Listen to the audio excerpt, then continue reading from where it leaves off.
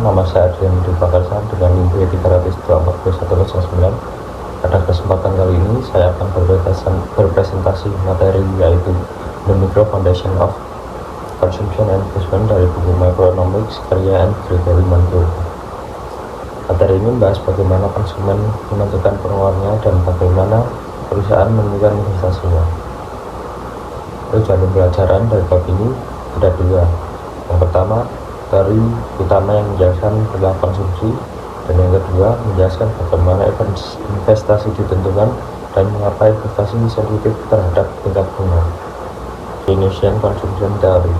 Menurut John Maynard Keynes, konsumsi terutama dipengaruhi oleh pendapatan saat ini. Ada 3 poin penting dalam teori ini. Yang pertama, nilai MPC berada di antara 0 dan 1, artinya setiap kenaikan pendapatan hanya sebagian yang dibanggakan. Yang kedua, MPC menurun saat pendapatan meningkat karena semakin kaya seseorang, semakin besar proporsi yang ditabung.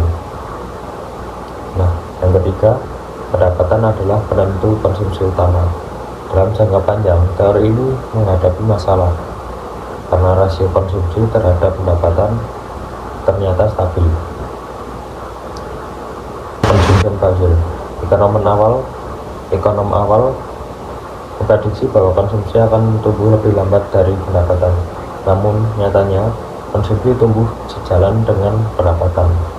Simon Granach menunjukkan bahwa rasio C atau Y relatif stabil dalam jangka panjang. Inilah yang dikenal sebagai Consumption Puzzle. Cycle Hypothesis Modigliani. Teori ini menyatakan bahwa pendapatan berubah secara sistematis sepanjang hidup. Individu merencanakan konsumsi agar tetap stabil sama hidupnya. Saat muda, konsumsi bisa lebih besar dari pendapatan. Saat usia produktif, individu menabung. Saat tua, konsumsi dibiayai dari tabungan. Yang ketiga, permanen kompensasi kayak Friedman. Menurut Friedman, pendapatan terdiri dari bagian yaitu pendapatan permanen dan pendapatan sementara. Konsumsi lebih dipengaruhi oleh pendapatan permanen karena individu mempertimbangkan kondisi ekonomi jangka panjang, bukan perubahan saat. Nah, selanjutnya Random Walk Hypothesis Hall. Dari ini menyatakan bahwa konsumsi bergerak seperti random walk, yang artinya perubahan sulit diprediksi karena konsumen menggunakan informasi yang tersedia untuk memperkirakan masa depan, sehingga hanya kejutan dan benar-benar tidak terduga yang dapat mengubah konsumsi. Psychology of Instant Gratification. Leibson menunjukkan bahwa konsumen tidak selalu rasional. Banyak yang menyadari bahwa mereka seharusnya menabung tapi kesulitan melakukannya. Hal ini karena dorongan untuk mendapatkan kepuasan instan. Investasi berbeda dari konsumsi. Konsumsi memberikan utilitas saat ini, sedangkan investasi bertujuan meningkatkan kemampuan produksi di masa depan.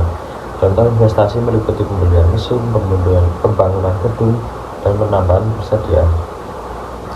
Selanjutnya, Neoclassical Model of Investment. Model ini menunjukkan bahwa perusahaan akan menyewa modal hingga nilai MPK sama dengan harga sewa modal, yang artinya keputusan investasi dibuat dengan membandingkan manfaat tambahan modal dengan biaya penggunaannya. Cost of capital. Biaya modal terdiri dari biaya bunga, penyusutan modal, dan perubahan harga barang modal. Jika biaya modal tinggi, perusahaan akan mengurangi investasi. Jika biaya modal rendah, perusahaan terdorong meningkatkan investasi. Nah, fungsi investasi. Investasi dipengaruhi secara negatif oleh tingkat bunga real. Semakin tinggi tingkat bunga, semakin mahal biaya bunga. Akibatnya investasi menurun. Sebaliknya, jika produktivitas modal meningkat, investasi akan meningkat juga. Nah, selanjutnya, pajak dan investasi. Kebijakan pajak seperti corporate income tax dapat menurunkan minat investasi. Namun, kebijakan seperti investment tax credit dapat mendorong perusahaan meningkatkan investasinya. Robbins Q membandingkan nilai pasar perusahaan dengan biaya penggantian asetnya. Jika nilai pasar lebih tinggi, perusahaan terdorong melakukan investasi. Jika lebih rendah, perusahaan menahan investasi. Stock market dan GDP. Perubahan harga saham mempengaruhi perekonomian. Ketika harga saham turun, kekayaan rumah tangga turun, konsumsi itu menurun, dan pada akhirnya BTP juga turun. Financing constraint. Dari dasar berasumsi bahwa perusahaan dapat meminjam dana dengan mudah, namun nyatanya banyak perusahaan menghadapi keterbatasan pembiayaan saat resesi. Meskipun peluang investasi ada, perusahaan bisa kesulitan mendapat dana. Nah, kesimpulan utama bab ini adalah konsumsi dipengaruhi oleh pendapatan saat ini yang diharapkan di masa depan. Investasi berhubungan negatif dengan tingkat bunga, dan investasi merupakan komponen paling fluktuatif dalam BTP. Nah, sekian presentasi dari saya. Wassalamualaikum warahmatullahi wabarakatuh.